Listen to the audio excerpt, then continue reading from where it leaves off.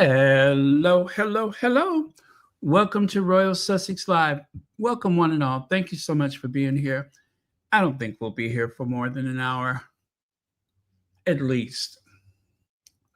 Yeah, probably an hour. You know what I always say, get in and get out.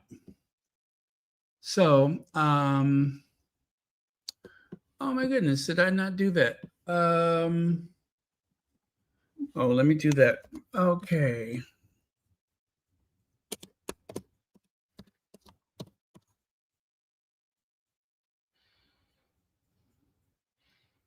Oh, wait, that's not how you spell that. Okay.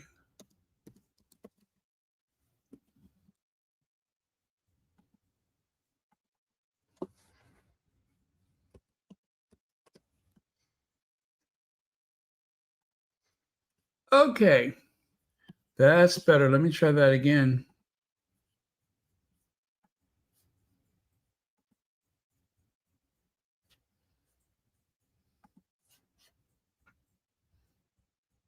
Um, okay, perfection. Great, I got it. Fancy, fancy. Thank you so much for being here first. Helen Marmon, hey, Baron Squatty family. Connie Balmer, Emma D, and a host of friends and others. Okay. I tell you, it has been quite a day in the news. And also, just let me say that I send prayers to the family of those people lost on the, oh gosh, what was it? Was it a United Parcel Service truck? UPS church? A truck? Not truck. What am I saying? Truck. A plane. There was a plane crash, a UPS plane. I don't know if the age of the plane has anything to do with that, but you know, the L1011, I don't think they've made those in about 30 years, have they? But I don't want to start any speculation, but I was like, oh, are they still flying those? But you'll find it in the shipping business. A lot of the planes are older.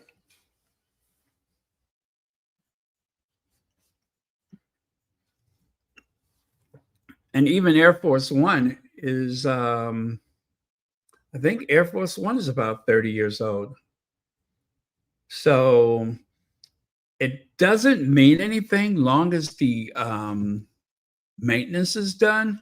But like I said, I don't want to start any speculation about that because I am not an expert. But yeah, that was very sad. I believe they said 7 people lost their lives. 7 people lost their lives. Very sad.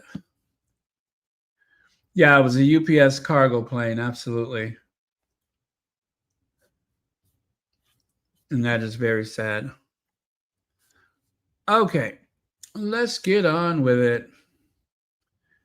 Well, Harry and Meghan are still very much in love as they have been for a very long time, probably since what, 2016? And the other two, well, they are hanging on for dear life. If nothing else, they are putting on the performance of a lifetime and not a very good performance, but we'll get into that. Thank you for the beautiful birthday wishes. Again, thank you everyone who has extended birthday wishes. I tell you, you couldn't know how important this birthday was to me, only because I just did not want to have to face this day without having my sister in my life. And yes, my sister is still part of my life, but my sister has also transitioned to the other side. And it just feels weird not celebrating my birthday with my sister because we were so close. And I mean, the two of us, we were as thick as thieves. And again, it just feels very odd to me to not have my sister. And as for my aunt, who likewise passed away, she was the matriarch of the family, being the oldest, and I've had a lifetime of her singing "Happy Birthday" to me. No matter where I was in the world, she'd find me, and I could look forward to that. Um, and so again, this has been a very important birthday, but you all have made it special. And I had a house full of people, which is very rare, and that also made it special. So I tell you, you can get through anything if you have the right people rallying around you and supporting you and loving you and such. Those are the things that can get you through a tough time. So thank you, everyone.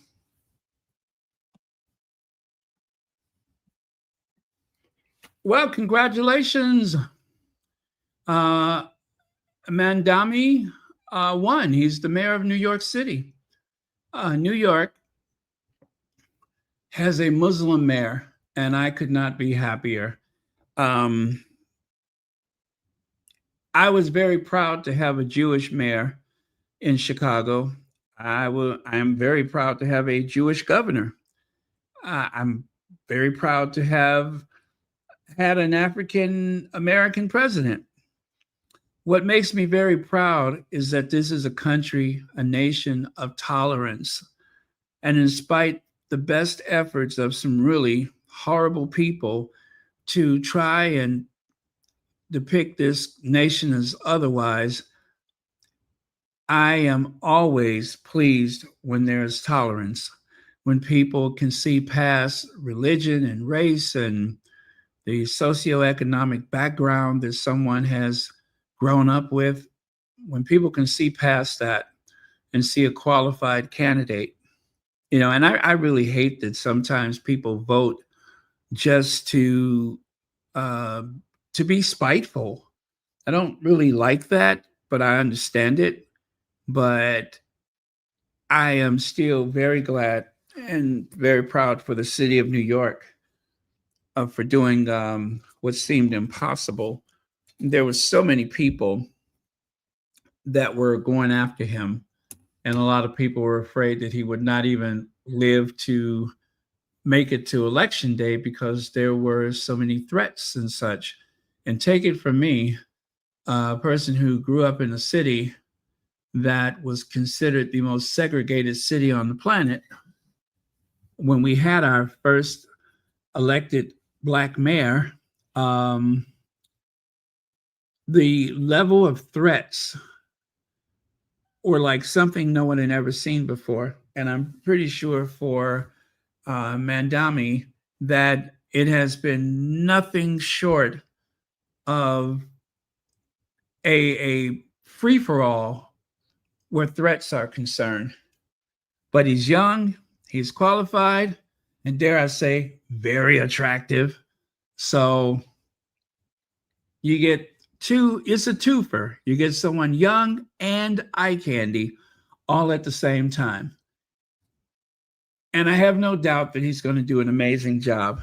There are going to be people that try to sabotage him the entire way. He had a very feisty speech for his acceptance, a very feisty speech where he called out the occupant in chief of the White House, really putting him on notice. And I'm so glad for that. He's nobody's fool. He's super intelligent and very much aware of the hate there is out there for him. And of course, as I said, I've had a Jewish American mayor, someone I had admired for years because of his service to the Democrat Party. And when he became mayor, it was not easy for him because there's just, the constraints of the job. doesn't make it easy for anyone. But aside from all of that, again, it's that the tolerance among some people to see past their own bias and perhaps even their own racism to elect a qualified candidate that never ceases to amaze me and also impress me. So um, I hope that we can get back to that in this country, not electing people different just for the sake of it, but because they're qualified and we can see past um, racism and bias and elect someone who can just get the job done. That's all that people really want, right? So he may actually be one of the least corrupt mayors that they've had in a long time. But we'll see how it goes, okay? All right, again, congratulations, Mr. Mayor, and I wish you every success.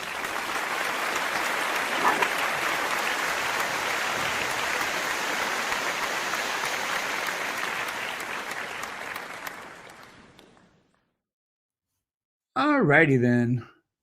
On to the next one. Every act of care makes a difference. Thank you for being part of something bigger. $12,000, 12,200 and some change is what was raised for the Jamaica relief. Actually, the money is going to go to um, the kitchen, what is it? The central kitchen, the kitchen. Anyway, the money's going for the kitchen. Together for Jamaica, Meals of Hope. Hurricane Melissa left devastation across Jamaica. Your support can help bring nourishing, that is, meals to those in need. That's right, World Central Kitchen. Thank you so much. I'm like, the kitchen. Prince Harry, what is the Duke of Sussex up to now?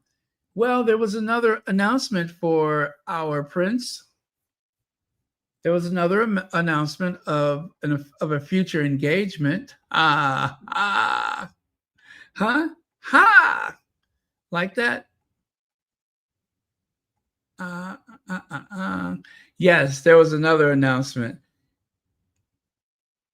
Wow, that is pretty cool. I like that kind of torn across the middle look. Well, anyway, Prince Harry that just tells you I did that wrong, didn't I? I got to tell you what this is.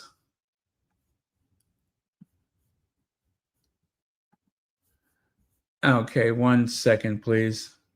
I really goofed that one. Let me get this right.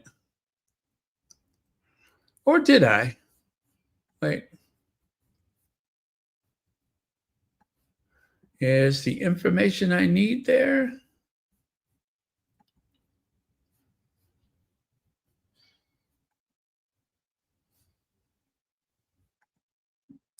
No, it isn't. Okay, so let me take a little peek and see what it's supposed to say.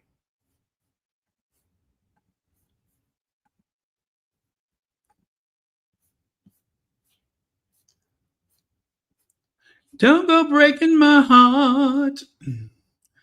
Don't go breaking my. Okay, Canada's Best Political Affairs Conference is back. This is your chance to hear from influential leaders, political pundits, and powerful insiders on all things real estate, policy, housing supply, and the Canadian economy. ORIA's Powerhouse Conference is the political event of the year, and you don't want to miss it. You hear me? You do not want to miss it. So, what is ORIA? I have no idea, but you don't want to miss it. Oh, that's going to be at the Toronto Hilton. That is at the Toronto Hilton. So, a brief explanation of Aurea.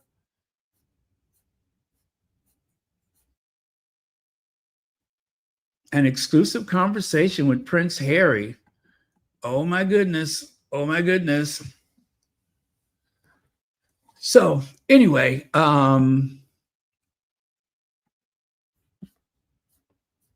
well, I don't see a really good explanation on their website. I guess I just assumed it was like right there, and it is not. But I mean, I know it has to do with real estate, but I'd rather do better than that. Valuable insight here from prominent speakers from their time in politics and their what they're doing to address Ontario housing. Okay, so that's what it is. It's about housing, of course. Connect with fellow realtors, speakers, and potential collaborators to exchange ideas and to build your network. Uh-oh, William is not going to like this. This is about housing. Hot dog. This is going to clash with William, who wants to get everybody together to end homelessness. Well, you know what? Housing is a big issue all over the Western industrialized world. There is a shortage of decent, affordable housing, and the politicians do not care to address it. They just won't do it. Let's see. Leg says, yet Royal Rota British media want us to think that Harry isn't busy and doesn't have a job. They keep trying to pit him and Meghan against each other.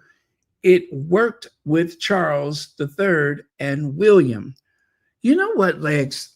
Thank you for that. You are absolutely right. They have been and continue to pit one against the other. Thank you for the super chat. There is a huge divide in the House of Windsor. And apparently, the press is trying to conceal it, while at the same time, as Legs has mentioned, they are fanning the flames. They want there to be this exchange of negative briefs from one house to the next. And of course, where the Windsor men are concerned in particular, they are too stupid to know exactly what they have been trying to do to them, but that's what they're trying to do. And they have been somewhat successful at pitting one against the other. So, again, thank you for your comment. All right. So from here, let me go back over here and I'll share that with you. They created a little bio for everyone, including our Prince Harry. And it says here, Prince Harry is a humanitarian, mental health advocate, environmentalist, and military combat veteran. His work is dedicated to creating positive and lasting change for communities and the planet, particularly in advancing conversations around resilience and healing. In 2021, or should I say since 2021, he has served as the Chief Impact Officer of BetterUp, the largest mental health and coaching startup in the world. And along with his wife, has become an investor in Ethics, a sustainable investing platform. In that same year, he was asked to join a panel of experts at the Aspen Institute's Commission for Information Disorder. And in 2023, he was named a New York Times bestselling author for his memoir, Spare, which became the fastest selling nonfiction book of all time on its release date. Prince Harry is a respected voice on global issues and in recent years has delivered impactful keynote addresses at the United Nations General Assembly and the Clinton Global Initiative.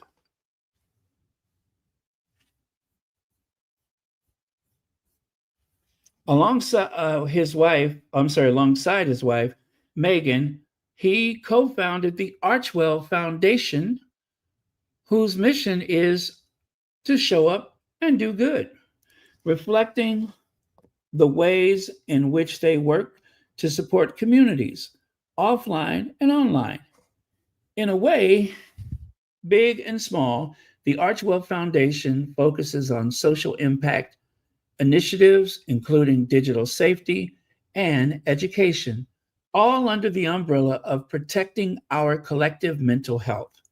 Prince Harry is also the founder of Invictus Games, an international adaptive sport event that celebrates wounded service members and veterans from 25 nations, and Travelers, a global coalition of the biggest travel and technology brands focused on promoting sustainable travel practices.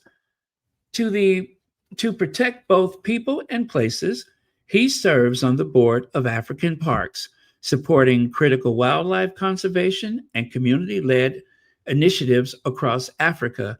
His leadership in both environment and mental health advocacy has earned him recognition from Time magazine's 100 Most Influential People alongside his wife in 2018, 2021, and for his climate work in 2024.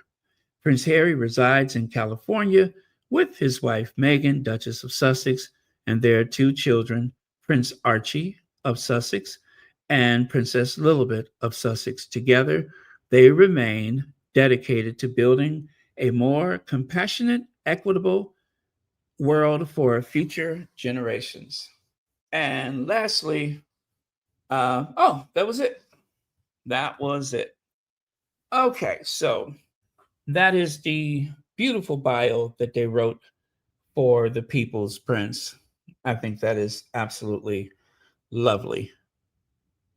And as I've said so many times, it really makes me proud to support Harry that so many people know of the work that he's doing and that he's getting the recognition and acknowledgement that he deserves. So, cheers, Prince Harry.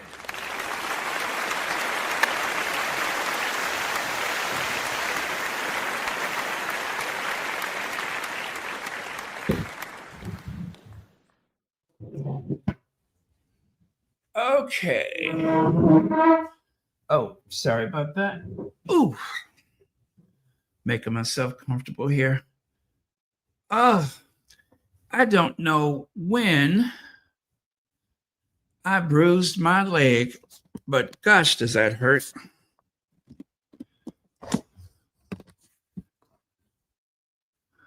Okay, and I'm going to take this away and continue. Cheers, Harry. Now, then there's this business right here. Prince Harry's Toronto visit honors veterans as media expose the fragility of the royal hierarchy. Well, when Feminagra says fragility, I think you know what they're trying to say. We know what kind of fragility she's talking about. Or he. We're not sure. We just know that it's called Feminagra. But, I mean, in all likelihood, there is a woman of color behind these articles, but you never know. But whoever it is a damn good writer, and I recommend it. Everyone supports their work. Well, for the most part, I believe they get paid from the advertisements. So Prince Harry and Meghan, the Duke and Duchess of Sussex, have had a whirlwind October, from the Lights of Paris Fashion Week to World Mental Health Day in New York, from the most powerful women's summit in Washington to the launch of Meghan's As Ever holiday collection. Their month reflects a steady rhythm of purpose and public engagement. Now, as November begins, Prince Harry turns to Canada for a week of devoted to veterans. His Toronto visit coincides with Remembrance. Remembrance. Is that a typo? Remembrance Tide. Oh, I guess it's not. Remembrance Tide. Yeah, okay. The 2 weeks leading up to the Remembrance Sunday. The trip continues his long-standing work with military charities and injured service members, a commitment that has defined his post-royal life. The focus, according to his spokesperson, is simple: honoring those who served. Yet in Britain, that purpose has swiftly buried beneath was swiftly buried beneath another round of headlines about rivalry with his brother, Prince William. Yuck. Did I really have to throw yuck in there? I am petty. Yuck. So, Feminagra says Prince Harry's Canadian mission honors service and sacrifice. A matter of fact, let me show you those headlines. Let me show you. There you go. This week, Prince Harry, Duke of Sussex, heads to Toronto for a series of events. By the way, that is tomorrow, centered on veterans and military charities. His schedule includes a visit to the Veterans Center at Sunnybrook Health Science Center, one of Canada's best veteran care facilities, and engagements with the True Patriot Love Foundation and the Halo Trust. Harry's tie to this work runs deep. Toronto was the host city for the 2017 Invictus Games, the event that helped define his post-military mission. His upcoming visit is not a publicity stunt, but a continuation of a decade-long commitment to service. Those who serve. According to his office, the Canada trip, there we go. The Canada trip, now this is according to his office, the Canada trip was planned nearly a year ago. I repeat, the Canada trip was planned nearly a year ago. Please say it with me. The Canada trip was planned nearly a year ago, Tom Sykes. Brer Rabbit, you big buck-toothed fool. It was planned nearly a year ago. So pull your top lip down over that one giant protruding tooth of yours and hear what I'm saying. It was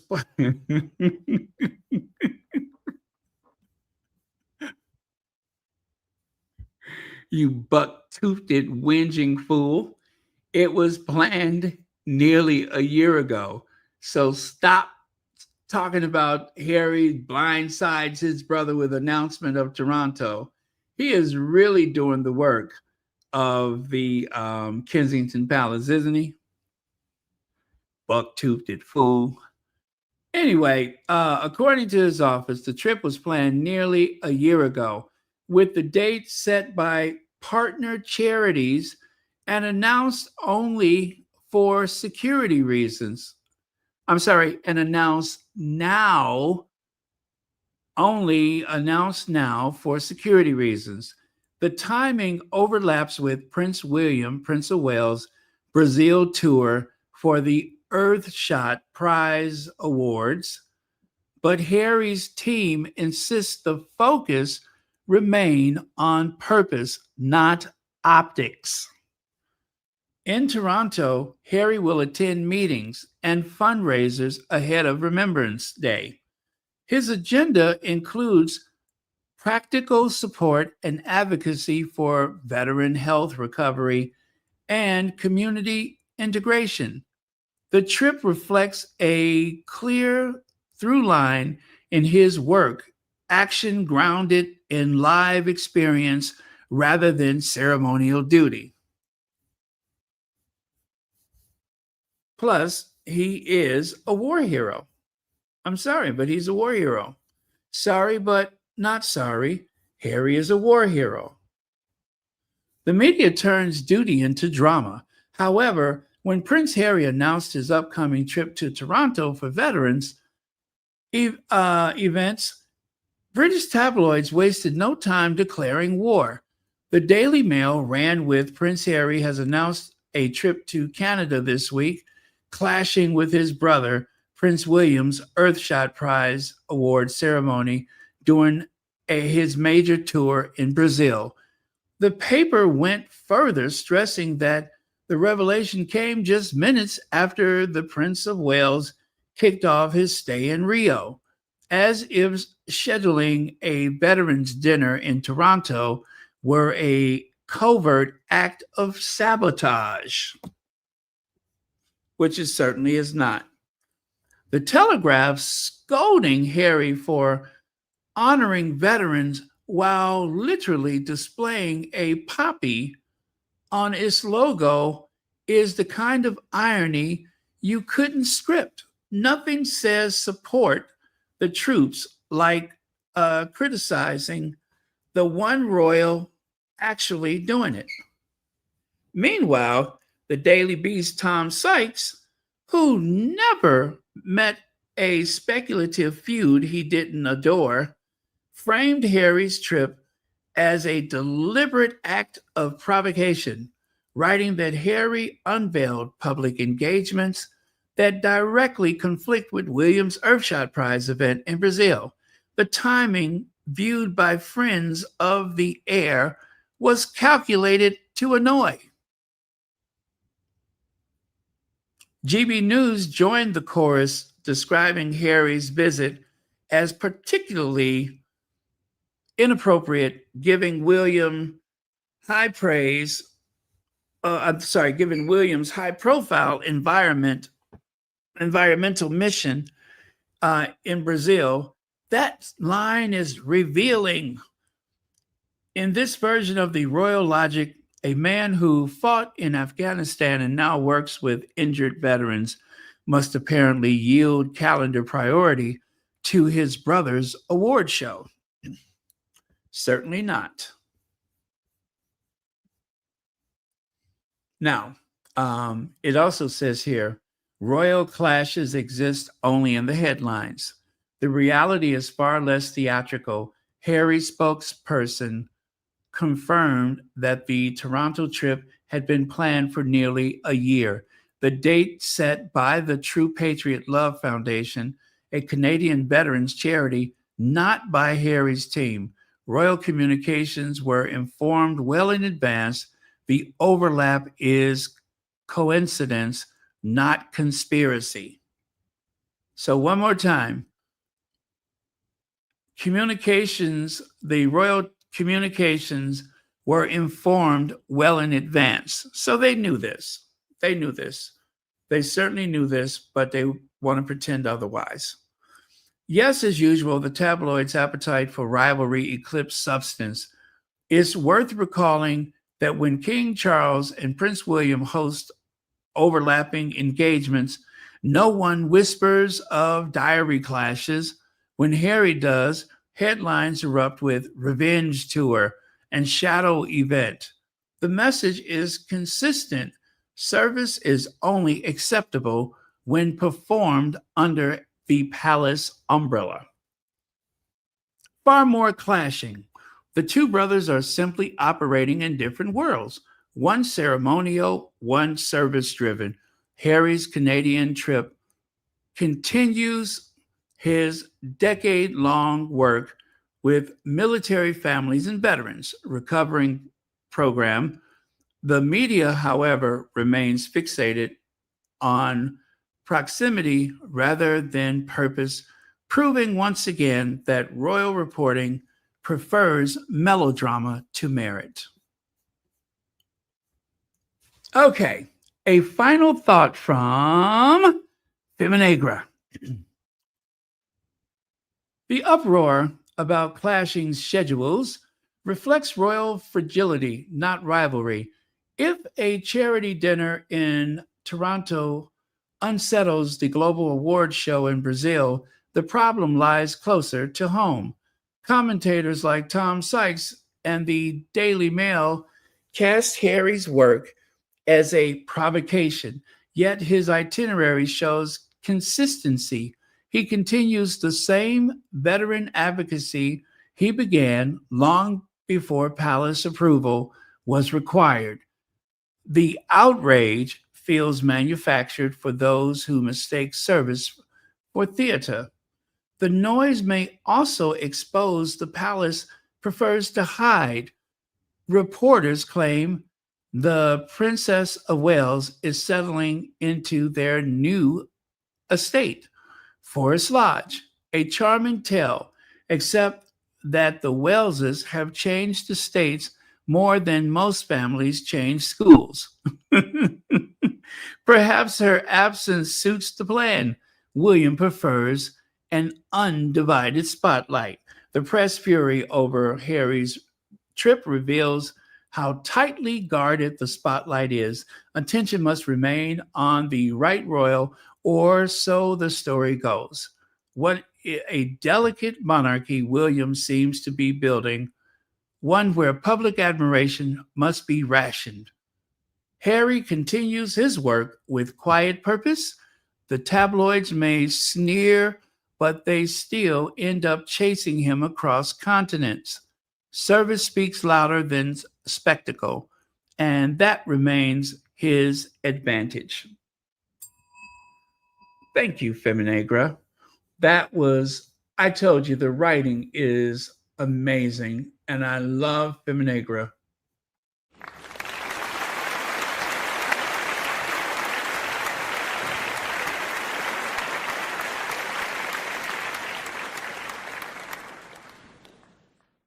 So, William planned earth crap during Harry's event because he knew.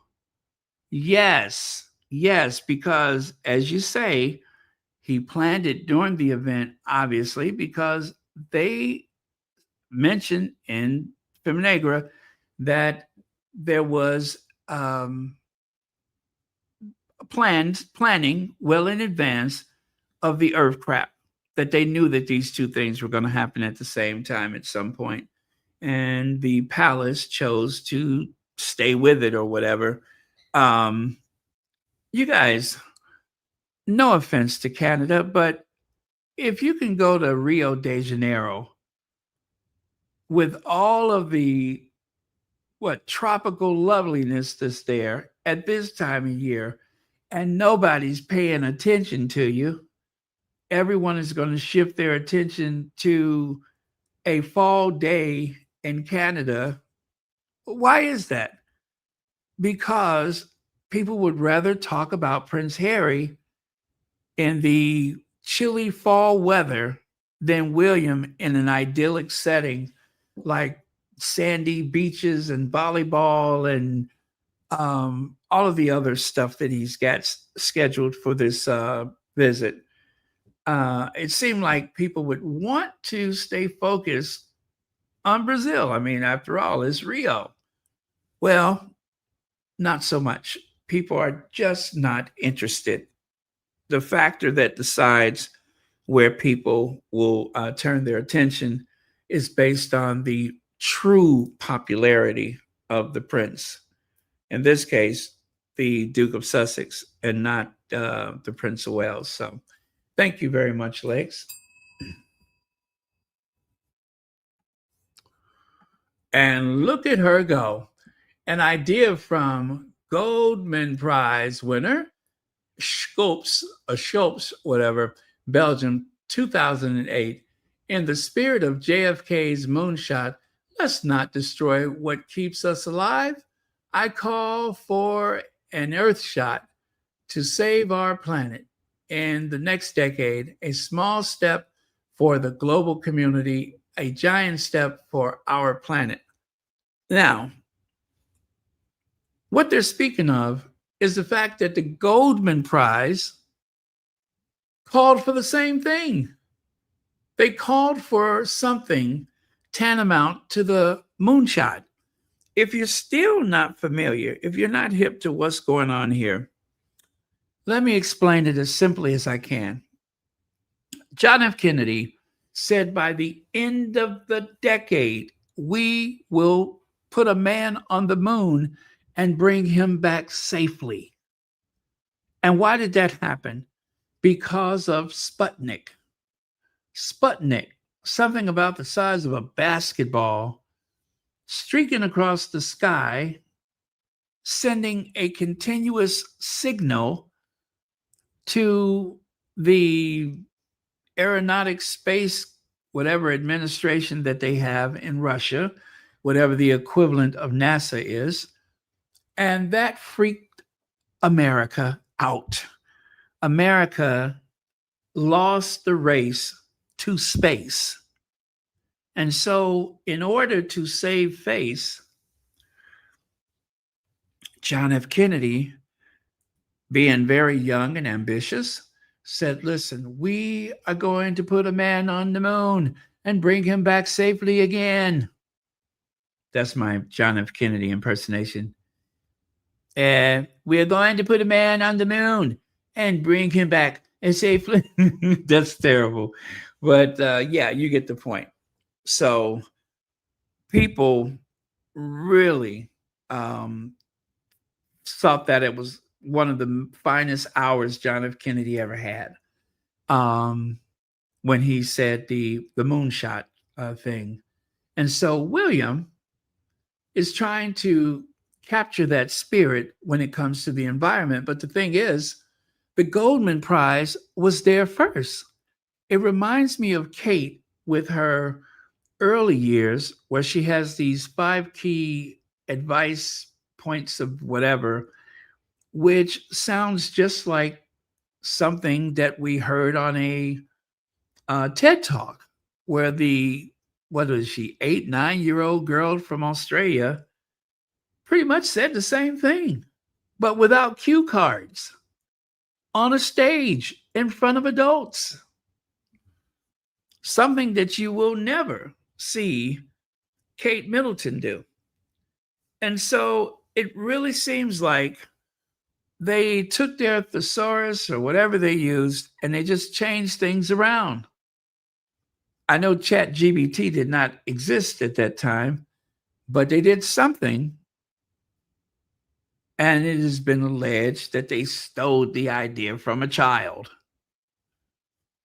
Now, of course, either way, it is the culmination of a lot of clinical hours of work and investigation and such.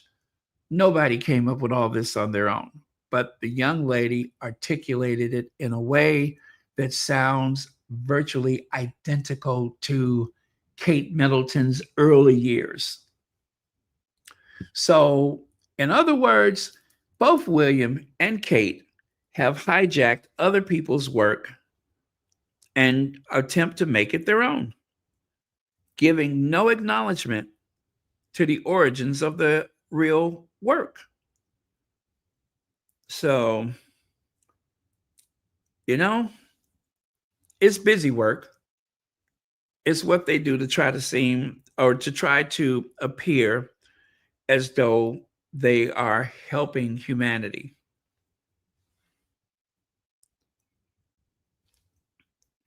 I don't know too many people that are going to have trouble heating their home or putting food on the table that are going to think, you know what? I'm so glad William spent about 300,000 taxpayer pounds to go to Rio to promote the Earth Shot. I'm so glad he did that. I'm so glad that he did not have it here in Britain, where that money could have gone to local restaurants and hotels and event spaces. Or instead of paying for those kind of spaces, why not just use some of the spaces that already exist at the Buckingham Palace or the Windsor Castle or whatever? There's plenty places where they could have done this. An old airplane hangar, who cares? It's all a waste, and it's all just to fluff up William's um, declining, what do you call it, profile. That's all it's about. William's profile is on the decline, and they're trying to puff it up. So acting is a skill. The camera captures inauthentic. One of the squaddies wrote this. Inauthenticity, that is it any wonder Willie the Pegger, with all that has been given to him in life, is still struggling at 43 years old, unhappy, flipping and flopping like a fish out of the salty island. William wants to play in the sand without shoes. So there you have it. That really sums it up right there. William is down on all fours. He's leaping and jumping. These are the kind of moves that he has made at a Taylor Swift concert. These are the kind of moves that he's made at the football matches and rugby games and all that other stuff. Very theatrical, I believe, quite disingenuous, or as this squatty says, inauthenticity on display. But he's not fooling anyone. This is all for show. Anything to prove that he's just like everybody else. The only thing is that is not the case. He is the future king, and he will never know a day's hunger. He will never honestly ever work in his life. So Prince William appears on Sugarloaf Mountain. And still Harry steals the headlines. Yep, there he is, down on all fours, ready to appear on Sugarloaf Mountain. It's so interesting how often we find William striking that very same alarming pose. How many times has that happened? More than I can count.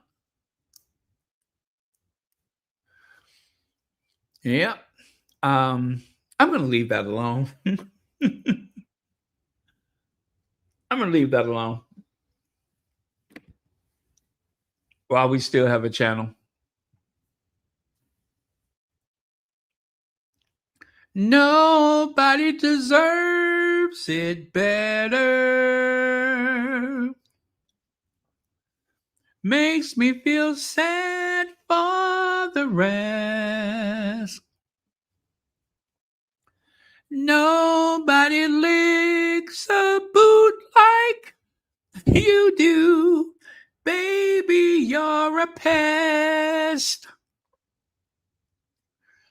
I wasn't looking, but somehow they crowned thee. They tapped you with a sword on your limp shoulder. You guys, why does he look like one of those classic hobo clowns? You know how those clowns, how those clowns have that, like, they would paint on the stubble in the old days. Let me tell you, just go gray. Your hair is getting white. Stop trying to color your beard. It looks ridiculous. And yes, I am talking to him. I'm not talking to his wife. Just stop coloring your beard. It looks ridiculous.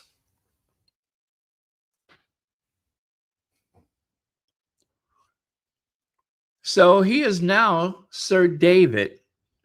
And yes, Posh becomes Lady Beckham. She is now officially a lady. I promise you, the only reason why you know these two have stayed together is because she did not want to miss out on that. I'm sure they love each other too, but she didn't want to miss out on being Lady, Lady Beckham.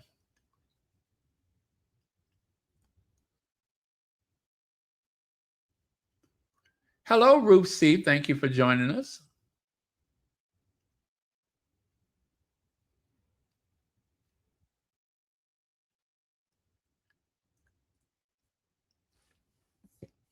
He look kind of spicy, huh?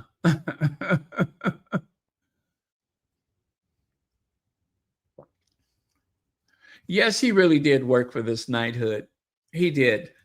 I'm glad they gave it to him because he did the work. I have to say he did the work. And I'm no hater when somebody plays the game, when somebody invests heavily into something like that. I feel like he deserved it. I don't care. It does not affect me. Um, he's been aiming toward this for a long time. And Lord knows he kissed enough behinds to get it. I don't even want to know some of the things that he's had to endure to get that trinket, to have the title. And you know, if I lived in British society, um, and that was a way to come up or whatever, I can't say that I wouldn't be pleased to have it. I probably would. I'd be like, yeah, I want to put some stuff behind my name. Um, it is true that some people have made more money because of it. It's unfortunate that it's a thing, right? It is unfortunate that it's a thing, but you can't unring a bell. It's there, it's available, and some people want it. For some people, it's very important.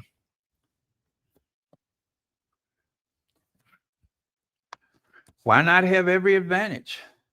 But it's unfortunate that it is a thing. You know what I'm saying? I know I'm contradicting myself, but if it's available and it's not going to go away for everybody else, then yeah, why not take advantage of what's available?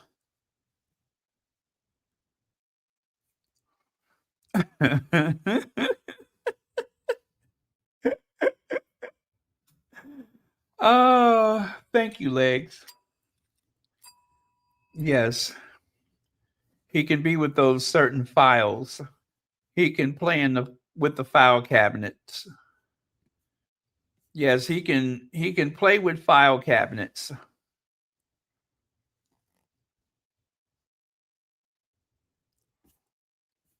Okay.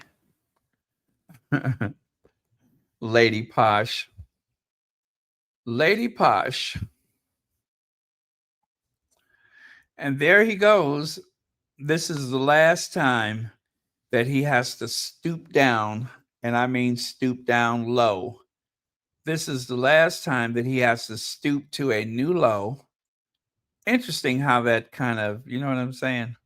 But this is the last time that he must stoop to a new level of low in order to, get this title, Sir David Beckham,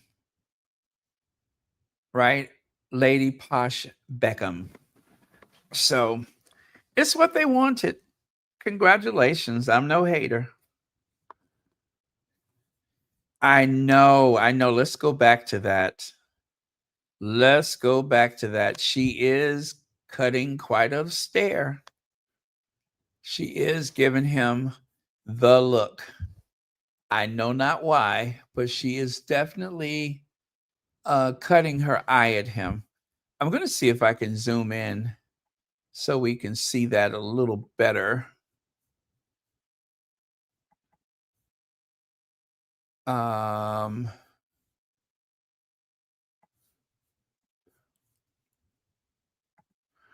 let me see if I can zoom in. Okay. Give me just a second. I'm going to try and get that for you guys.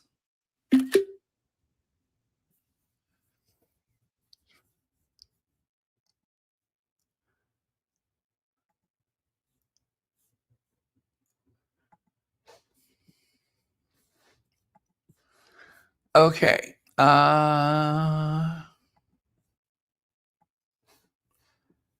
Here goes.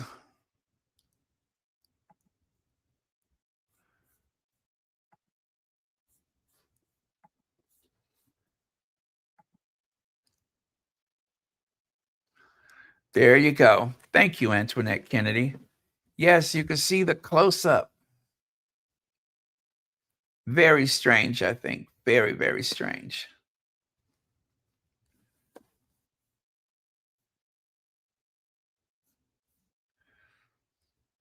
I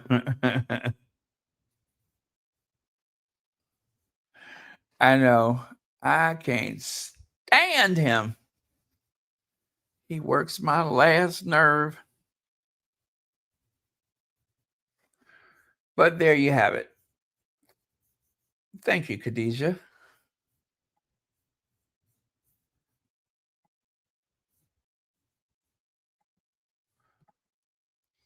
Hello, goodbye. Yeah, Hello Magazine decided to run this special issue instead of having the usual red background for Hello. They have green. And of course, I took one look at it. I said, goodbye. Well, you know what? I decided to go better. Girl, bye. Girl, bye. Yeah, I think that's more appropriate. Girl, bye. Bye, girl. Uh-huh. Bye, girl. All right. See you later. Bye, girl.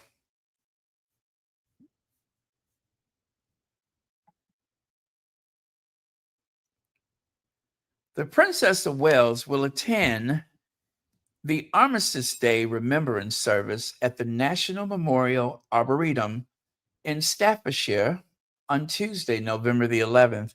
Kensington Palace says. Zandy Sussex says, what have we here? Like clockwork, they only get off their lazy butts when Harry steps outside. Yeah, so as per usual, because Harry is doing something, they want to they want all hands on deck. Yeah, they want everyone out mingling and doing stuff. No doubt that's what it's about. Talk of the town, more royal woe as Princess Anne's son, Peter, files to dissolve company behind his annual horse festival at Catcombe Park. Wow. I wonder why. Why does he want to dissolve the business? Oh, okay, Antoinette Kennedy, I will.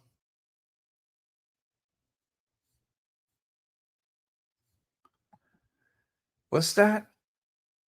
That is her AI generated look. She couldn't produce a real show of interest. Hmm. Okay. Um, I have my doubts about this. I really, really have my doubts about this. I don't think that he's dissolving this for any noble reason or financial reason. I think because one of his horses must have been responsible for you know what. Okay. One of his horses may have been responsible for Princess Anne losing time, if you understand what I'm saying. One of the horses may have been present when Princess Anne suddenly woke up in the hospital, having sustained a head injury. I'm just saying, I have no proof. I have no proof.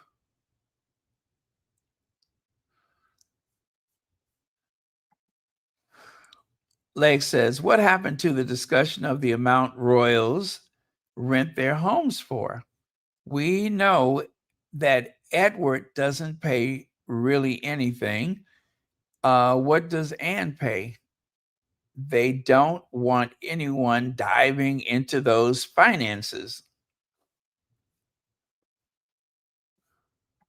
Hazel Jones says, I don't think they had a show since he divorced Autumn. Oh, okay. Okay. Well, no wonder the horse was rebelling and kicking. The horse probably got bored and was like, here she come. I'll take care of this one, or something like that, the horse said. And look at there. When Anne sustained that blow to the head, poor Anne was knocked unconscious, and several Newports were scattered about. Look, it's so sad. Look at all those loose squares. Oh, it's just awful. Poor Anne. Anne got kicked so hard, cigarettes flew all over Catcomb Park or whatever they call that. That's a sad sight, seeing all those Lucy's sticking up out the grass. Yeah, very sad. I'm hurt. I'm really hurt.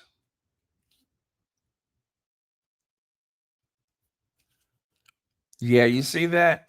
Isn't that pitiful? Isn't that pitiful? Got those Lucy's. Got those Lucy's. Loose squares. Loose squares. What up, G? Got those Lucy's.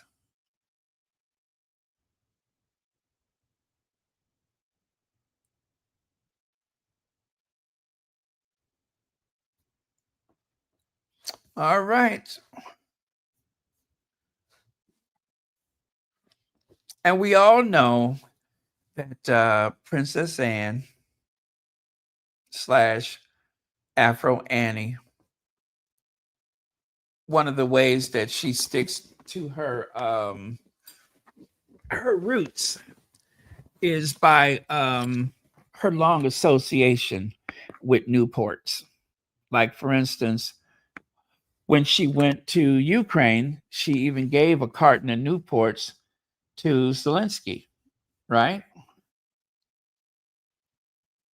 And right here, you can see back in the 70s, Anne with her old crew, she was actually on the, out at the club one day, and someone, talent scout, saw her, and she was recruited along with her friends for an ad campaign for Newports.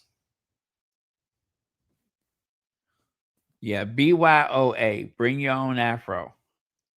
So, yeah, this is, things Annie used to have to do to earn a living.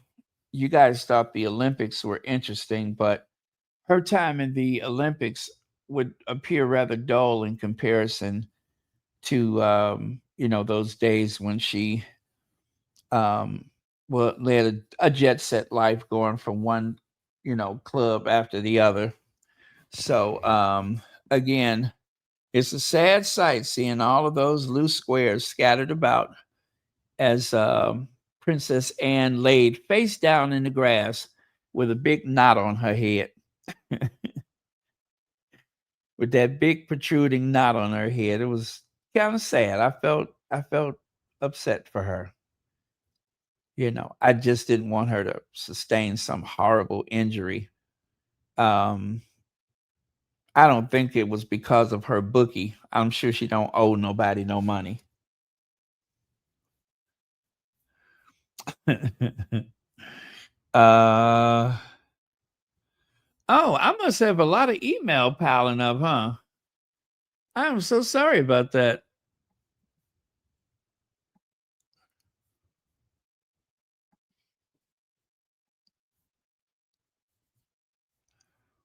Let me take a look here. Because if I don't look now, I'll probably forget again.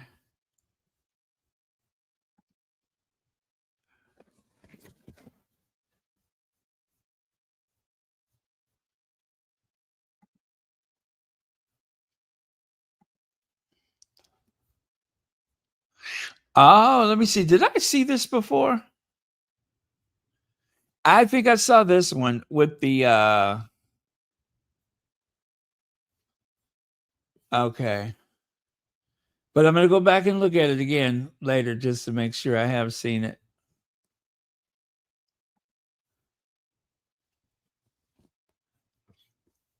Let me see.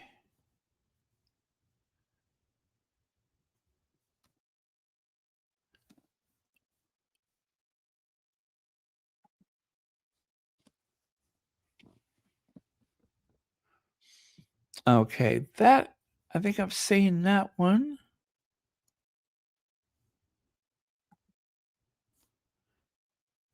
Oh, LD Lawrence O'Donnell.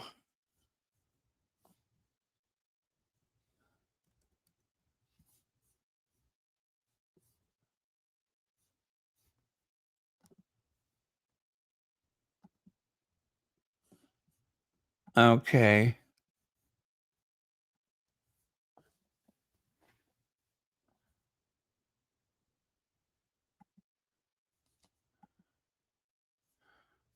Oh, I have not seen this one. Okay, I promise I'm gonna go back and watch these.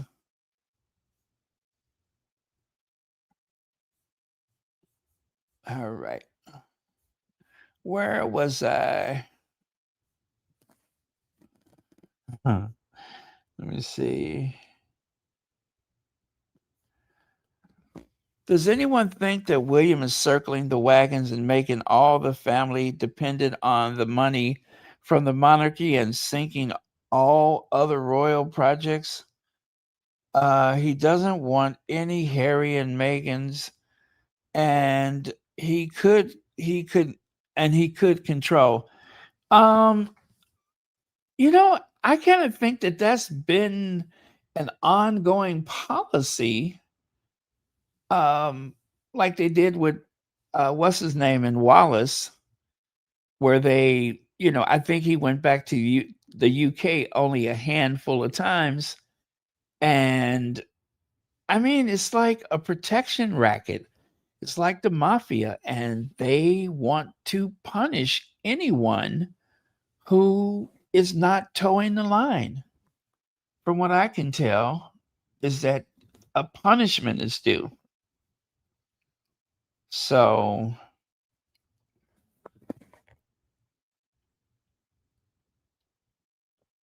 yeah. And William is petty. A matter of fact, you guys, I was just looking at an article. Thank you, Lex, for your comment.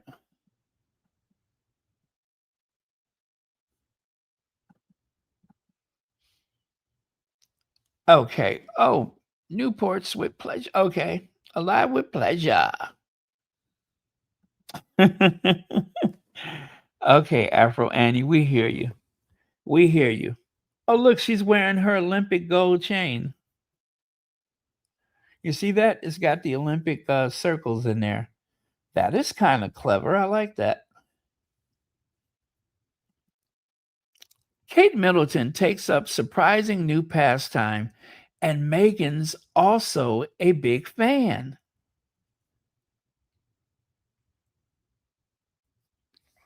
Pray tell, I wonder what that is. The Princess of Wales reportedly has taken up a hobby that Meghan Markle also enjoys, according to one of her mentors. Well, guess what it is? Meditation. she's going to start meditating. But let me tell you, remember a while ago, I said that Kate and William are going to try to turn the Forest Lodge into their own Montecito Manor. And in doing so, you see that tea house? That is a picture of Meghan's tea house at the Montecito Manor. And I guarantee you that Kate Middleton is going to have a tea house. She's going to do her beekeeping. She is going to spend a lot of time in the garden, and she'll probably try and make that a cause where she's going to tell um Brits what to do in their garden and how to grow food and stuff like that. I promise you, she's up to no good. She's up to no good. It's going to be um Kate Middleton casting herself as Meghan. I promise you that's what she's up to. That house is going to be a platform for them, for Kate, to turn her into more of a domestic goddess as opposed to just, doing what she needs to do to be the queen consort. She's not really into being of service to the country, and everybody knows that. She only comes out, what should I say, she only gets a kick out of the things that brings her a certain type of attention, like Wimbledon and a couple of other things. She doesn't care for BAFTAs. She doesn't even like to show up for that. And why? Because she doesn't get the type of cheers that she gets with the Wimbledon.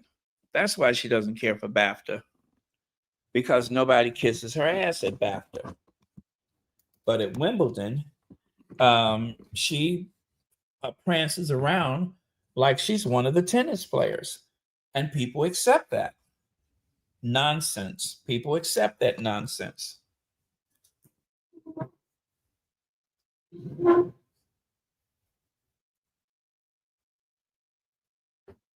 Boy.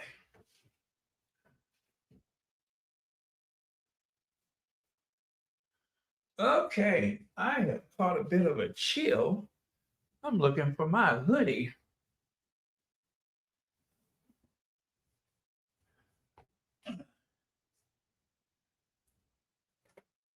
I have caught a bit of a chill. Woo! Hold on a second, you guys.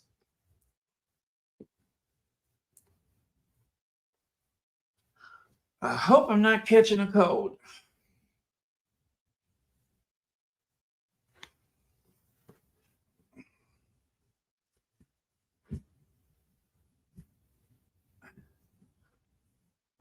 Ah, there we go.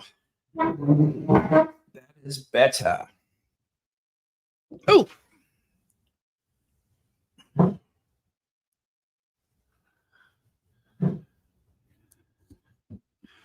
much, much better.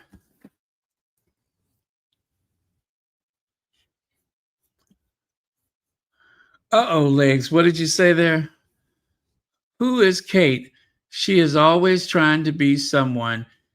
All we know is that she is a bum showing yacht girl who aspires to marry William when no one else wanted to. Isn't that the truth? Isn't that the truth? Nobody else was interested in Willie. I don't think I've ever heard him mentioned as the most eligible bachelor. Now that I think about it, I mean, I'm sure that's somewhere. I just never heard it.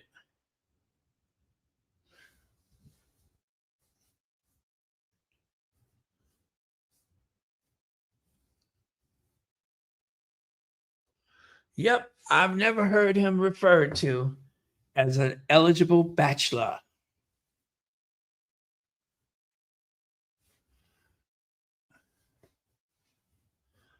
Oh my goodness.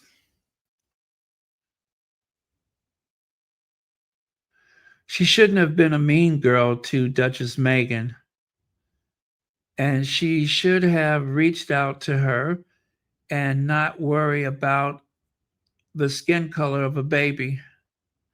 She feels like a fool now when she sees him. Thank you, Beverly McCaskill. I'm sure that she does. I'm sure she does feel like a complete idiot.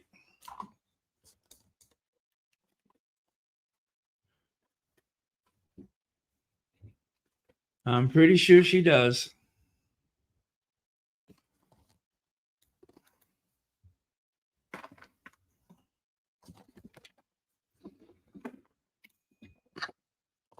Okay.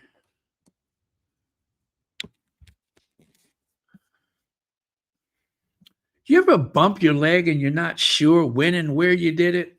Oh my God, that hurts.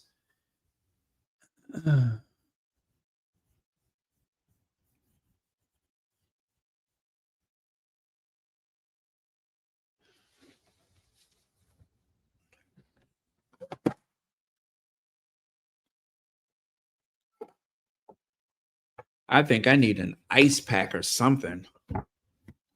Because that definitely smarts.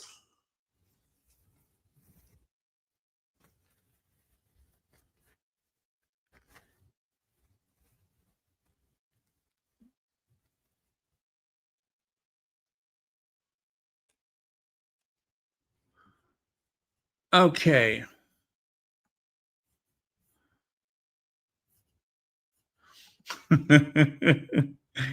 Oh boy, you guys have got the weapons out tonight. Oh, look at that. You see what I mean? Kate is going to go foraging into her garden. She's going to cook some meals and everything. I promise you guys, Kate is going to be quite domestic very soon. That way she can try to relate. And let's hear people complain about her being phony and disrespecting, which of course that's not going to happen because the press is going to play right along with it.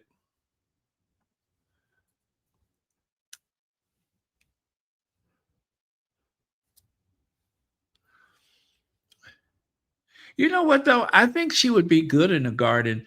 Look at how her hands, see how her hands, the back of her hands are facing in front of her? See how her arms are just kind of look like her arms are pinned to her shoulders? You know what I mean? Like somebody just kind of pinned like pinned the tail on a donkey. It's like somebody just pinned her arms on and they just kind of dangling there. Anyway, with her hands shaped like that, she should do pretty good in the garden, raking and drawing her hands through the soil. She won't even need any tools. Anatomically, with those big arms and those bizarre hands, she is ideally structured to work in the garden. I could see that.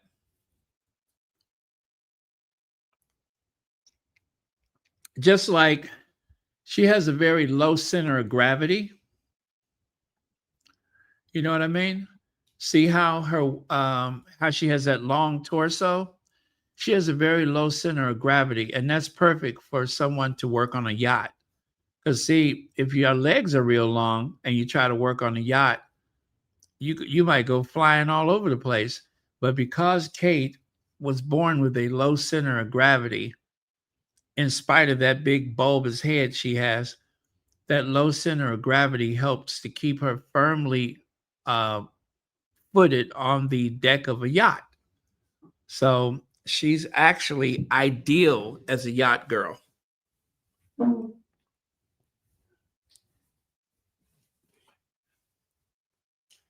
I'm pretty sure that's why they hired her because they looked at how, you know, bizarre, they looked at that very bizarre build of hers and thought, you know what? Perfect for being on a yacht.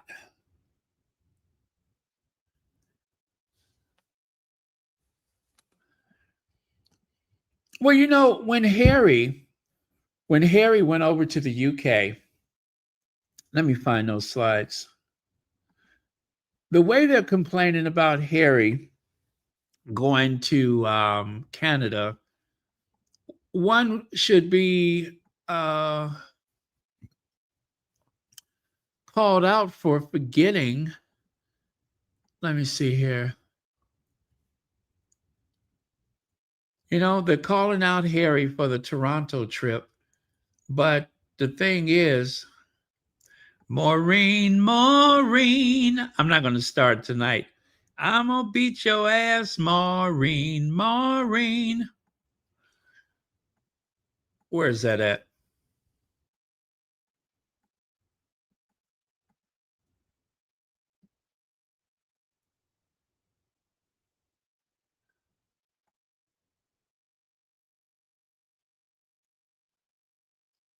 Oh, okay. This is it right here. When William went to this place, Kate was not even supposed to go. Kate was a last minute addition. But the reason why she is there was because they were trying to steal Harry's thunder. Harry had an amazing tour when he went over to the UK the last time.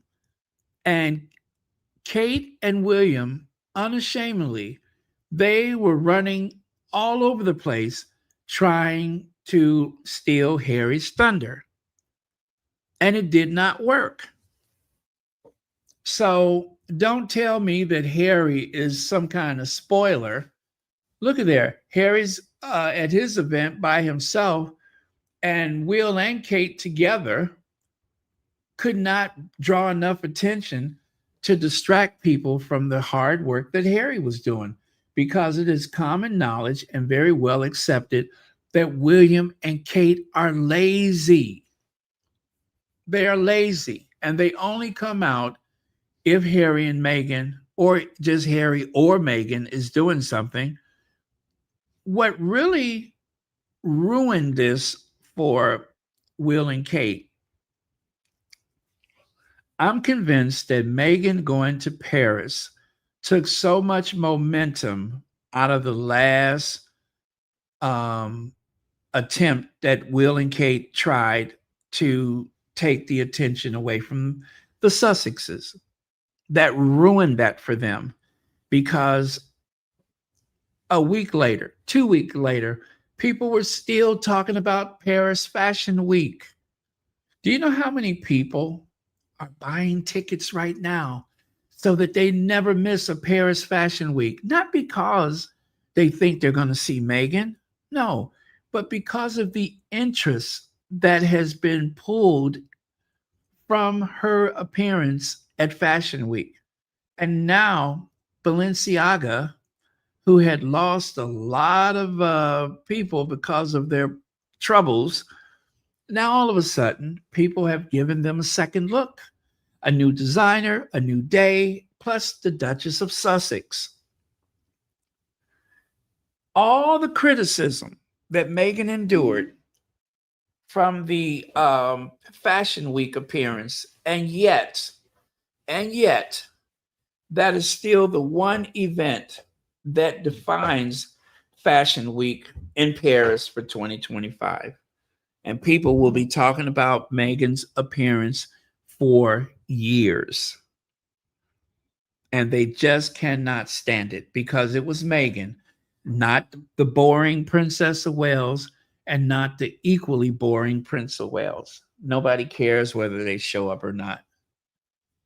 Uh, Shelly L says Kate really out her was out her digging up a raggedy ass potted plant, acting like she's doing something. Stand by for the Tenmu version of whatever that is. Where's my bell? Uh oh, what did I do with my bell? Anyway, uh oh.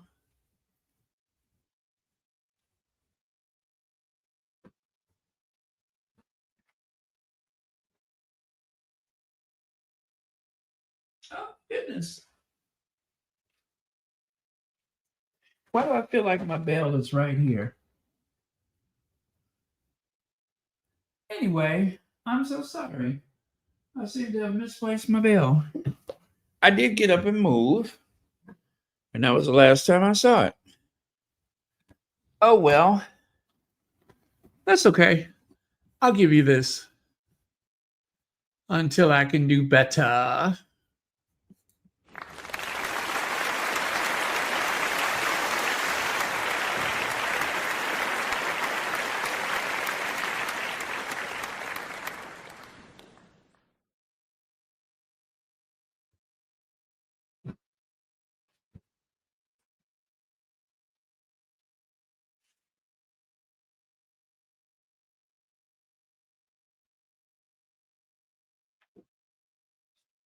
Well, that is weird AF.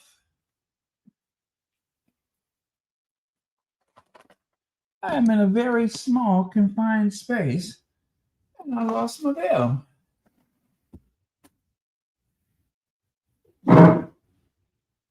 Well, holy crap. Sorry about that distraction, you guys. But is my mind playing tricks on me? Is it like right here and I don't see it? Am I having a senior moment? God, right in time for my birthday. Oh, well. That is weird. Okay.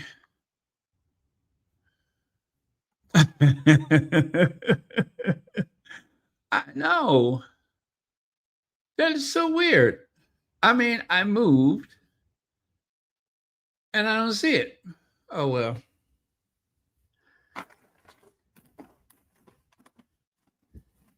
And yes, my desk is a mess. It is a mess. Sloppy mess.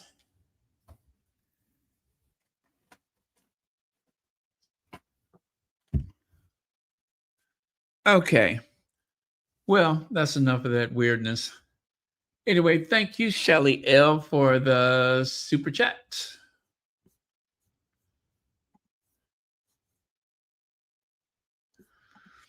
I suspect Peter Phillips had to shut down his show because of all the horses are bald after making.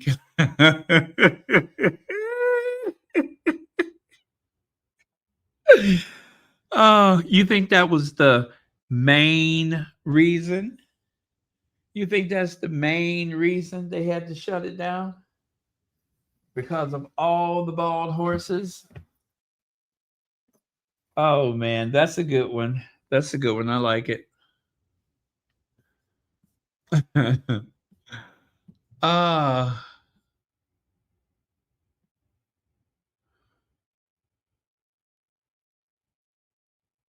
what? Compton Caligal says poor California Republican representatives will be unemployed while their district turns blue, adding 5 extra Dem seats to the Congress. Shut the front door. I love it. Well, congratulations, California. Let's see. Joy, the thing she can't cope is not only Paris, the New York trip, uh, Washington trip. Oh, yes, all of that, right? All of that.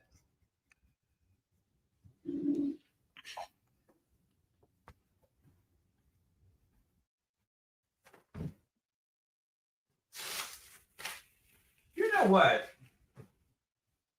I want my damn bill. I have lost it in a confined space. There's nobody else here but me, and I lost it.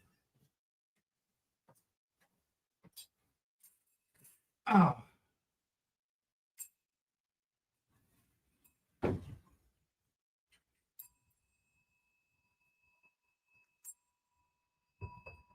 shit. Pardon my language, but shit. Want my damn bell. Whew. Anyway, I found it. In case you didn't notice, I found it.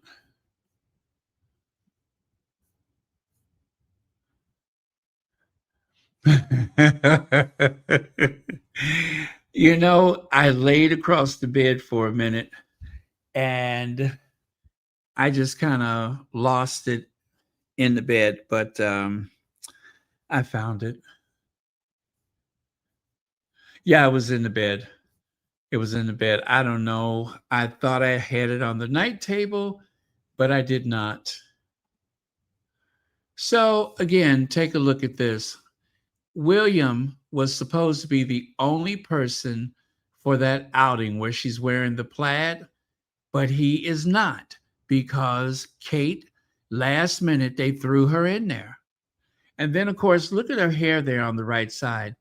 They were so busy trying to get out the house and to try and humiliate Harry that Kate didn't even have time to put her wig all the way down on top of her head. The wig is like riding up on a she probably got her hair in like a ball. And that ball is on top of her head and that wig is just riding up on top of it. Either that or that wig came from one of Princess Anne horses. And those horses are show horses. They're used to jumping. So maybe there's something in the DNA of that wig that still jumps. So when she put it on her head, it jumped.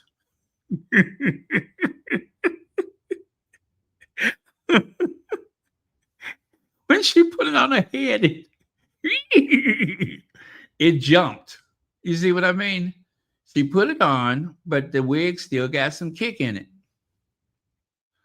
As a matter of fact, maybe that's that horse that kicked Ann. Maybe that horse has not been seen since, but Kate all of a sudden has a couple of new wigs. Maybe that's what happened. Phony pony. Look at that. Is she okay?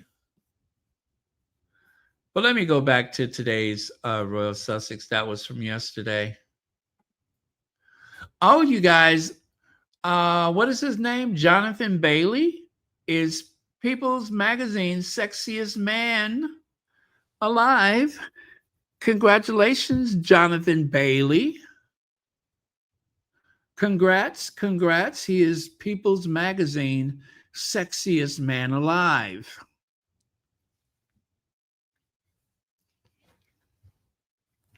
And you guys see that bridge back there? That bridge is on a school. Well, it's an estate that has been turned into a school. And can you believe when I went to visit that place in Bath, England? When I went to that place, I had that whole bridge to myself. It was an overcast day, just like you see in that picture, and there was nobody there but me. I mean, I could have spent like an entire hour and there was no one else around. So, anyway, if you ever see any of those bridges, I mean, any of those scenes in those period pieces, and you see that bridge is in Bath, England, and you have to go up in the hills outside of town to see it.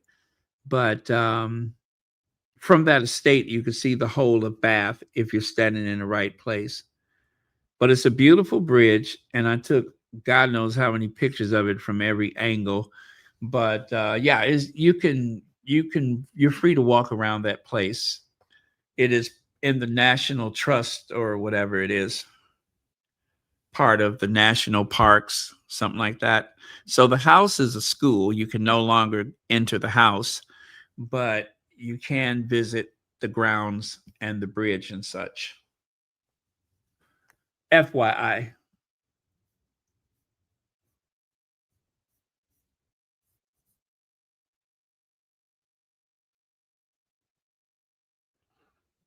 Let me see.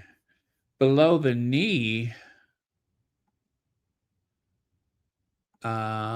I'm not sure what that's in reference to. And of course, the Chiapas, the lion, the cougar, whatever it is. Isn't that beautiful?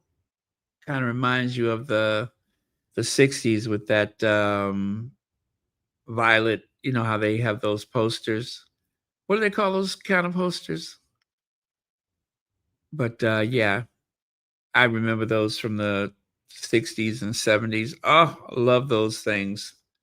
You put that black light on it, those black light posters, you put that black light on it, and they just come alive.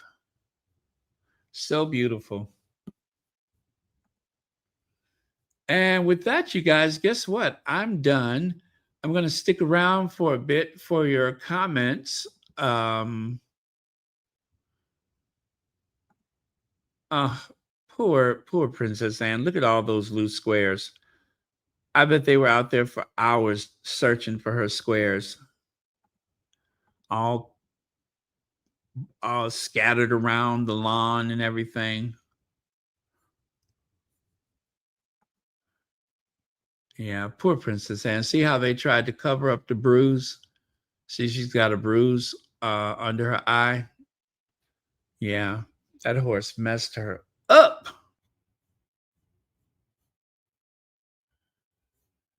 Oh, you know what? Beverly McCaskill, I'm glad you said that. As I mentioned before, there is an article where they mention some of the things that Charles and William have had a falling out about. And let me see here if I can find.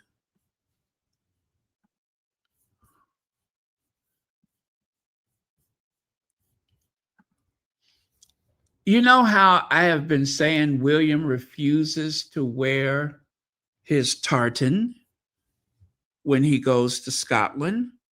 He won't wear his kilt. Apparently, Charles has been on his case about it, and William still refuses to do it. There are several things that William has refused to do. And you know, they keep trying to convince us that father and son are super close. That is a lie. And as much as Tom Sykes has gotten on my last nerves lately, one thing he has been right about is the lack of closeness with William and his father. Now, I'm not celebrating that. I'm not celebrating that because it is unfortunate. It gives license to real people to have a disregard for their parents because they're headstrong. Um, and of course, William has good reason to lack respect for his father, but he's also about to inherit a kingdom, and his father has been at it much longer. And if he's going to be successful, he needs to get along with his father for the sake of the nation, not for himself. Um, because there's a lot that William needs to learn. I don't care if the monarchy goes circling the drain. I really don't care.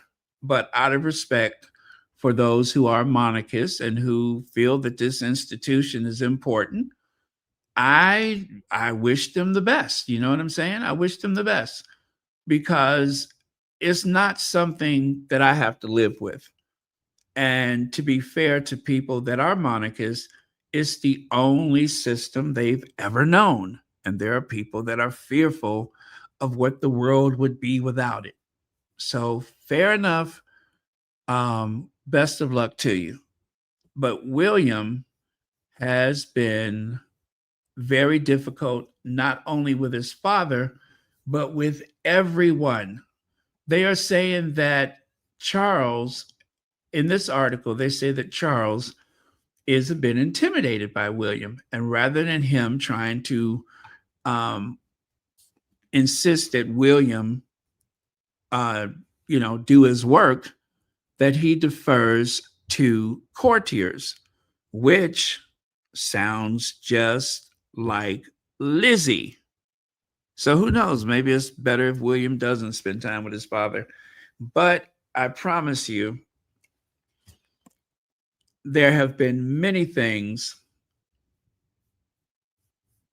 that has caused problems between father and son.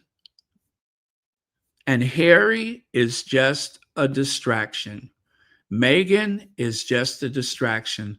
I do believe the real story is that Charles and William have no relationship. Charles was furious because William showed up late for the coronation. And of course, I'm not the only one that pointed that out. Several people did. And it is true that Charles was furious. And when he was sitting in the carriage, he was pitching a fit. The lip readers even said that he mouthed or said or whatever that I knew this was going to happen. This always happens. And what was William's excuse? William said we were filming a video. William didn't even have enough respect for his father to lie. He just said, "Oh, we were filming a video." He didn't blame it on the kids or anything like that. He just said, I was late and that's all to it. Live with it. So yeah, it is a storm brewing. And you see how casually William speaks of his father's demise. William is very comfortable with the idea that his father is dying. And he doesn't seem to mind. He doesn't seem to care.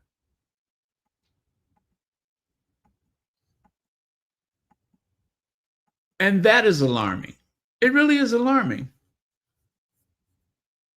I mean, I call me old fashioned, but I kind of don't like him being so disrespectful to his father, even though he is, awful. He's a horrible dad.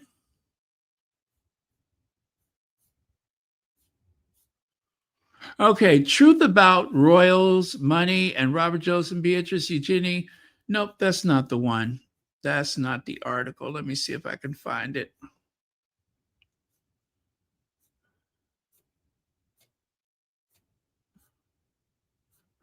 Also,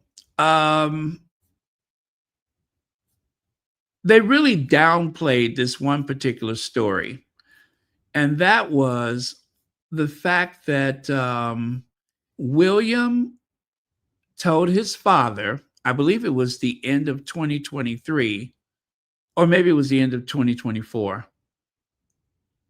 that he wanted to do less work. And his father was like, think about it again. I'm pretty sure that the conversation was not as polite as, oh, don't you think you should give it more consideration? I'm sure that there were quite a few words that went back and forth.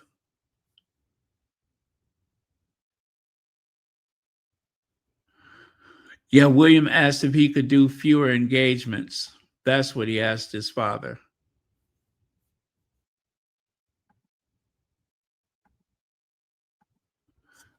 I mean, you think about it like this.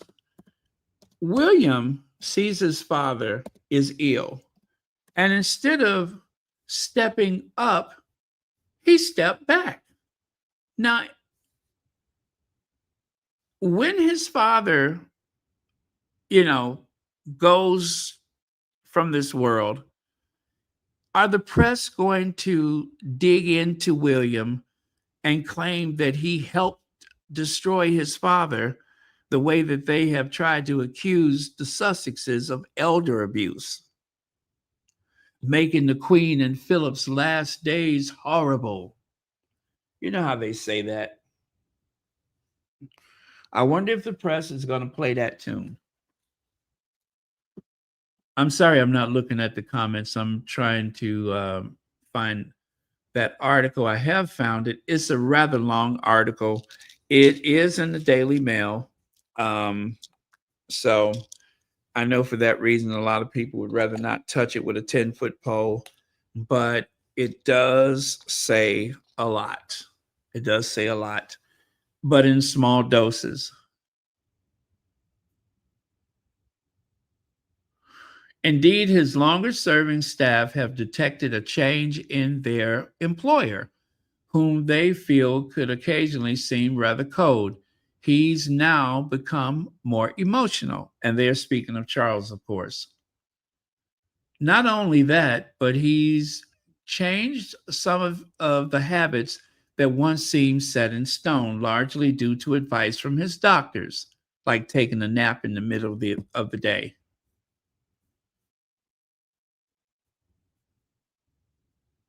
Now, they say William, too, has urged his father to slow down. He urges his father to slow down while simultaneously doing less work himself. How does that help?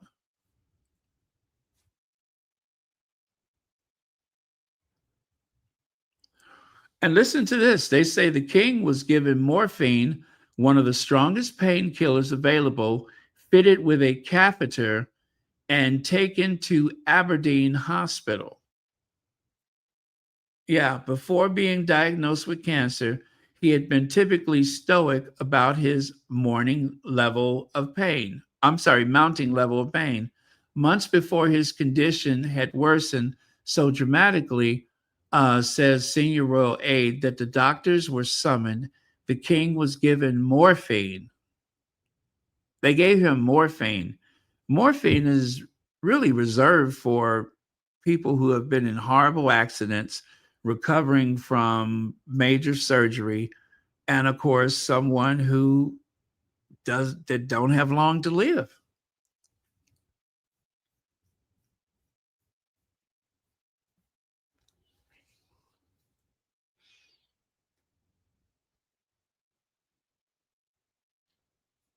Really? I did not know that.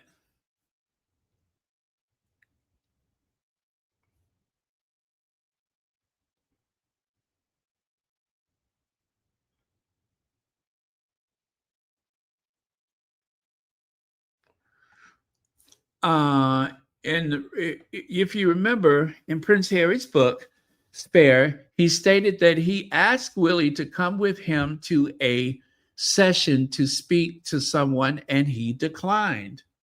Oh, okay.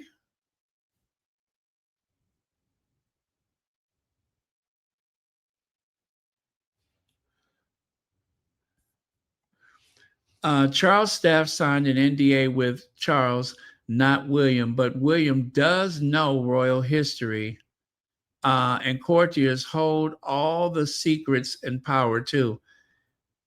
I don't think William knows a lot of the history. I'm sorry, but I don't think he knows a lot.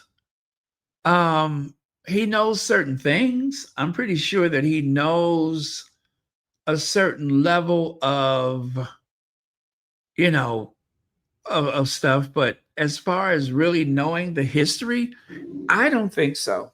I think William does not care.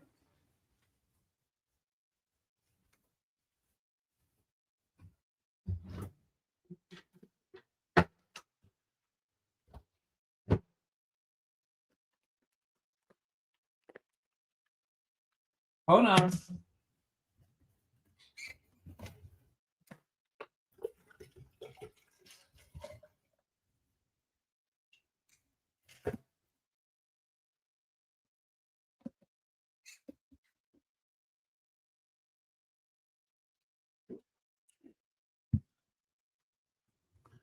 I don't think William gives a rat ass about most of those things. Good night, Beverly McCaskill. And remember, you guys, I am done, so I'm just sticking around talking about a few things.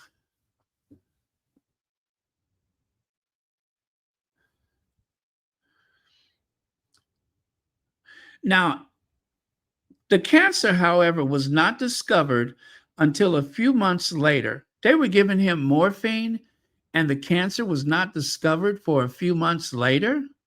In January last year, while doctors were in the process of treating the king for an enlarged prostate, a few weeks down the line, it was announced that the Princess of Wales was also suffering from an unnamed cancer or precancerous cells, darn it.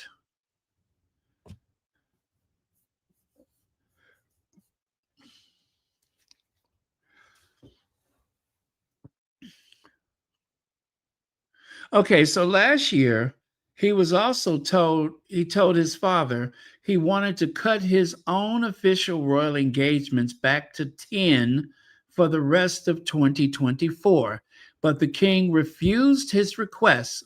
Think again, he urged. So William wanted to cut back his engagements at the end of 2024 for whatever unknown reason. And you know it was not about Kate. That's a lie that it was about Kate. Kate seemed to be doing just fine when Kate wants to do. And when she doesn't want to do, then she's full of excuses.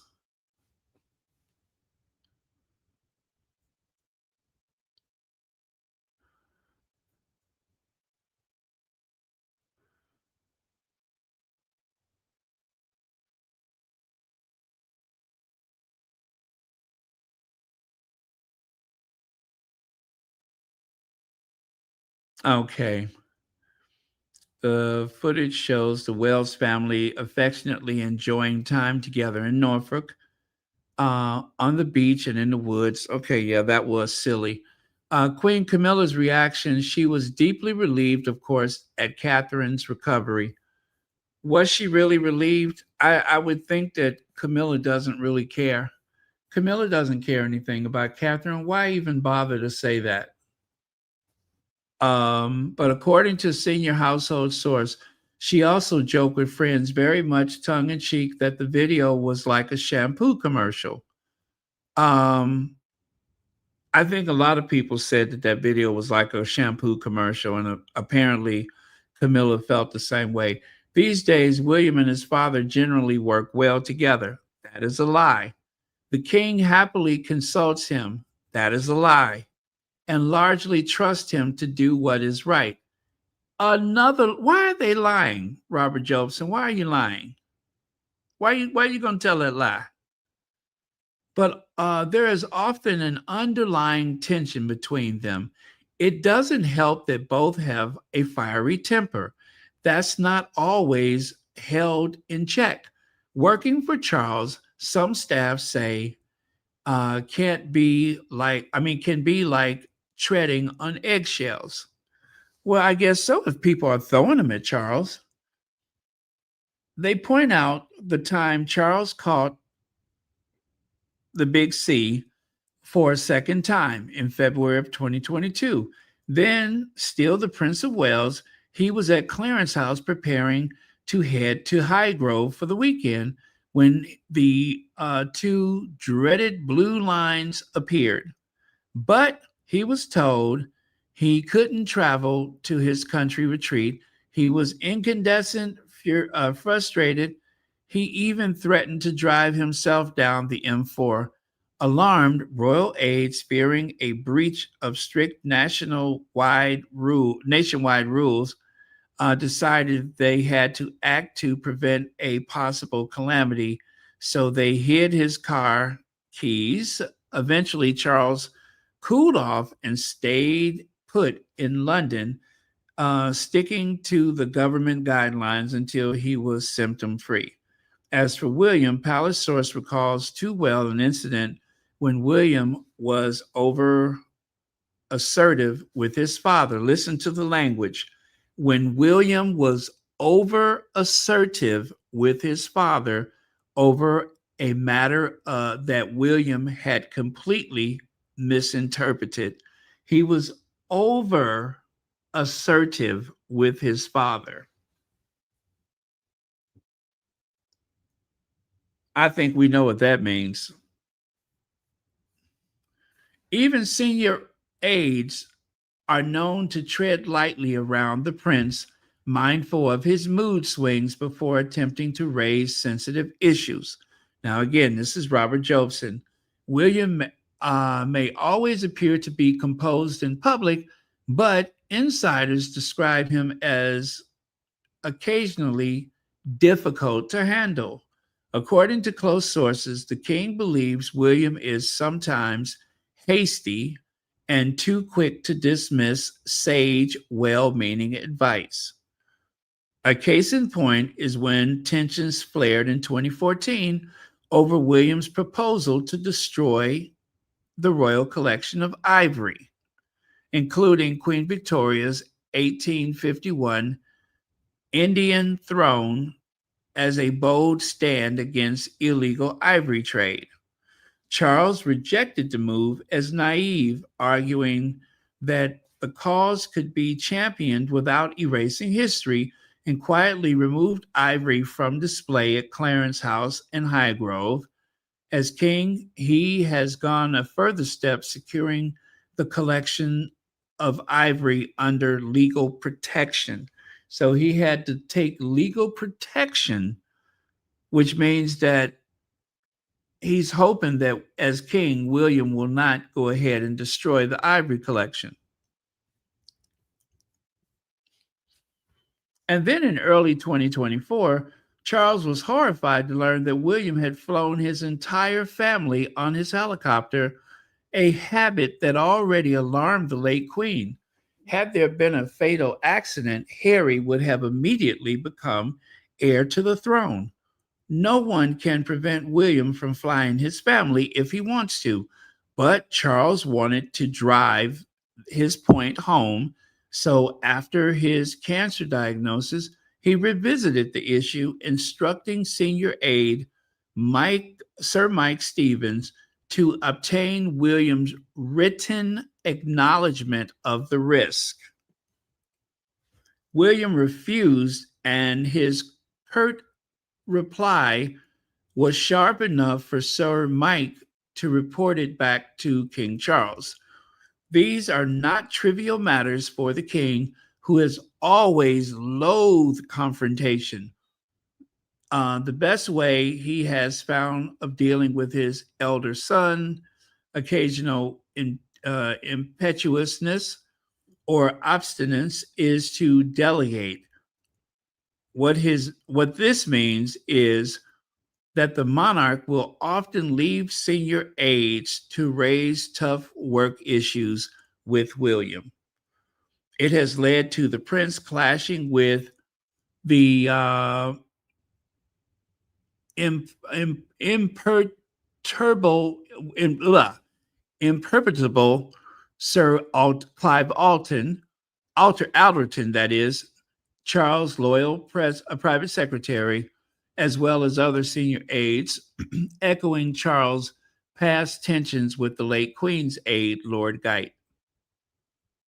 While Charles manages to ease Geit out of his job, however, William has failed to unsettle Alderton, who is a seasoned diplomat. Consequently, the prince has reportedly become fixated on the senior courtier. You know what? This is what I was trying to say last week when I said that William has not taken over the royal household with Charles the way that Charles did with the Queen. Charles still has his loyal courtiers intact. And the way that you know that William is not calling the shots is because there is practically a war between the two households.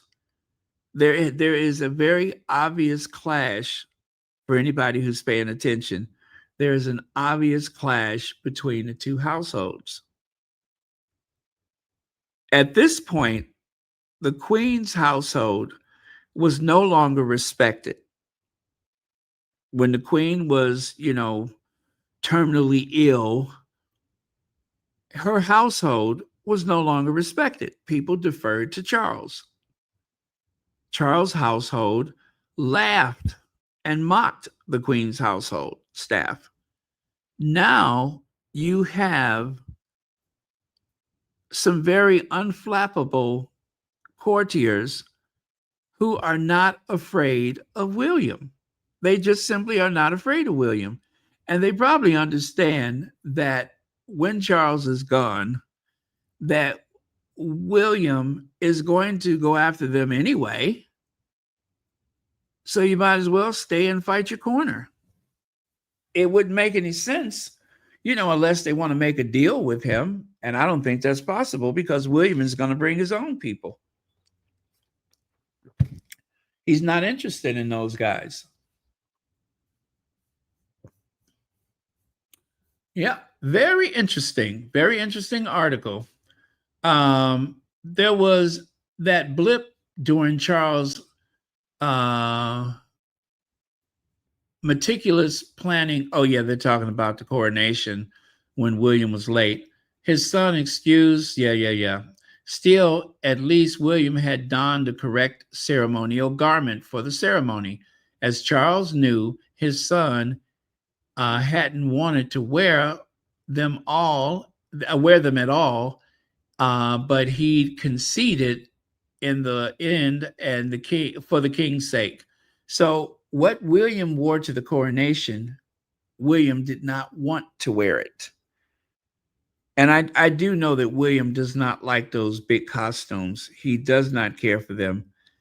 There are several images of William over the years with those big flourished costumes where he looks absolutely ghastly, where he's leering at the camera and saying with his eyes, "Get me the F out of here." So I believe that to be true.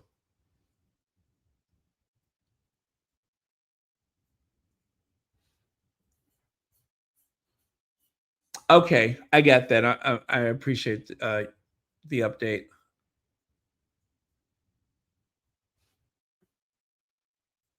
The courtiers hold all the secrets and power. I believe so. I do not believe that the courtiers, the Charles courtiers, I do not believe that they fear William. They must have the ability to make or break William.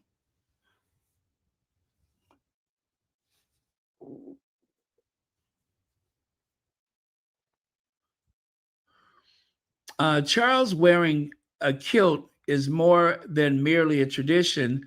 It's a vital symbol of the Scottish identity of the crown that his son will one day inherit.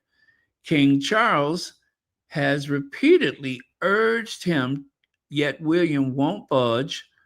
Um, Says a senior source, William has made it crystal clear to his father and to courtiers, even to Queen Elizabeth in her later years, that he is not in the traditional royal mode.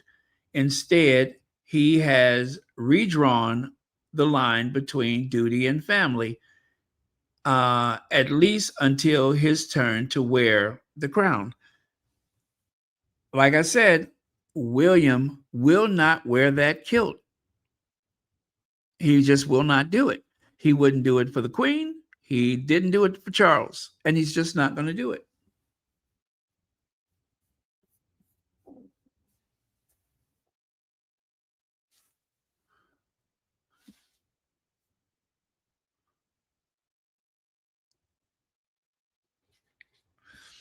Anyway, it's a much longer article, and I'm going to leave it right there.